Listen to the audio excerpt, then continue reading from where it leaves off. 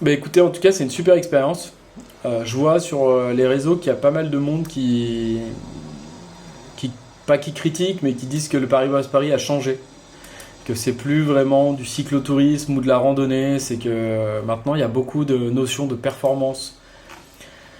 On l'a vu avec le premier, il est pas du tout là pour. Enfin, les premiers, je pense qu'ils sont pas du tout là pour faire la randonnée et finir en 80 heures. Eux, si vous avez l'occasion de regarder les vidéos des ravitaillements, ils courent au ravitaillement, ils ont toute une équipe derrière eux.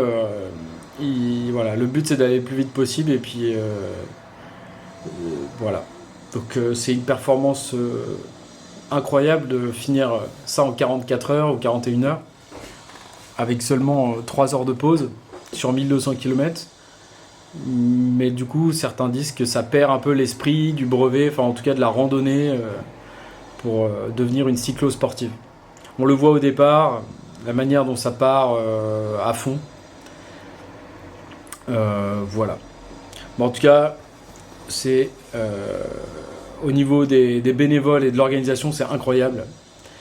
Le fléchage du parcours sur 1200 km, il y a des flèches, donc on peut le faire quasiment sans GPS. À chaque ville-étape, il y a des centaines de bénévoles qui sont là pour vous.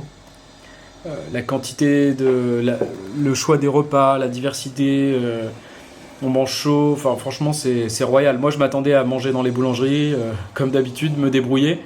Et ben c'est pas du tout le cas en fait. Tout est préparé, donc ça coûte de l'argent évidemment, il faut payer chaque repas. C'est pas du tout gratuit, mais du coup, voilà, c'est pas vraiment sur ce point de vue-là, c'est pas une aventure. C'est pas comme du bikepacking où il faut se débrouiller pour trouver à manger. Là, vous arrivez dans la ville étape, il y a de quoi dormir, de quoi manger, et puis voilà. Et ben n'hésitez pas si vous avez des questions dans les commentaires, j'y répondrai. Merci.